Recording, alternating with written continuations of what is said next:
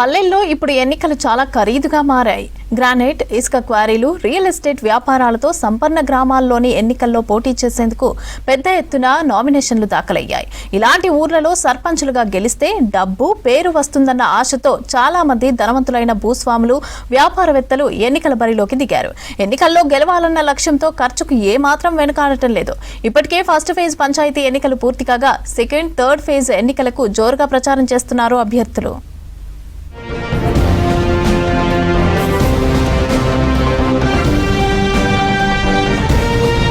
కరీంనగర్ జిల్లా తెలంగాణలో గ్రానైట్, ఇసుక క్వారీలకు ఫేమస్.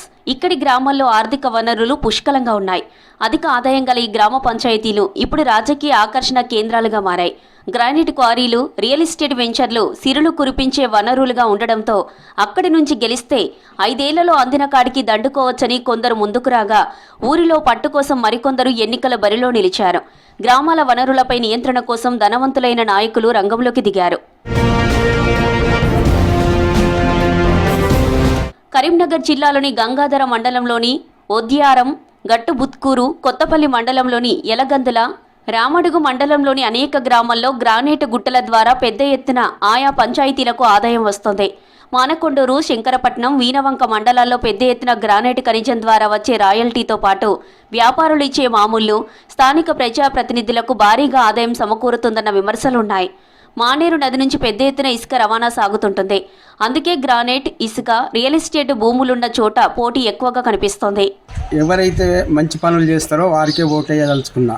మా విన్నపం వినండి, పెద్దలైనా చిన్నలైనా ఎవరైనా కానీ. మాకు కొన్ని పరిస్థితుల వలన ఏది గ్రామానికి మంచి పనులు చేస్తారో వారే అర్హులుగా ఉంటారు.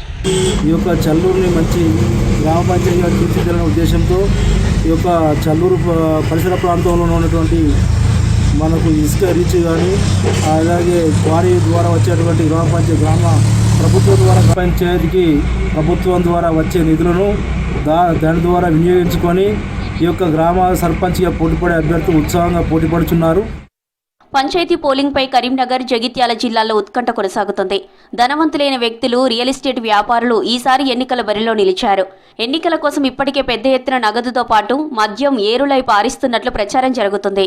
రియల్ ఎస్టేట్ వ్యాపారులు తమ భూములు తాకట్టు పెట్టడం, లేదంటే అమ్మడం ద్వారా భారీ మొత్తాన్ని సమకూర్చుకొని ఎన్నికల్లో ఖర్చు చేస్తున్నారు.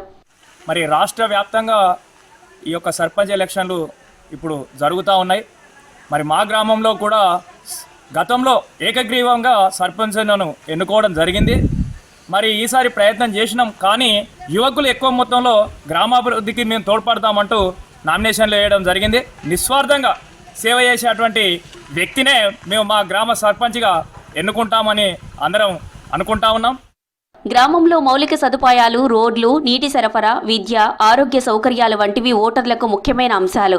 కానీ ధనవంతులైన అభ్యర్థులు ఈ సమస్యలను పరిష్కరించే హామీలను ఇస్తూనే మరోవైపు ఓటర్లకు రకరకాలుగా ఎరవేసే ప్రయత్నం చేస్తున్నారు. దీంతో స్థానిక ఎన్నికలు పొల్యూట్ అయ్యాయన్న విమర్శలు ఉన్నాయి.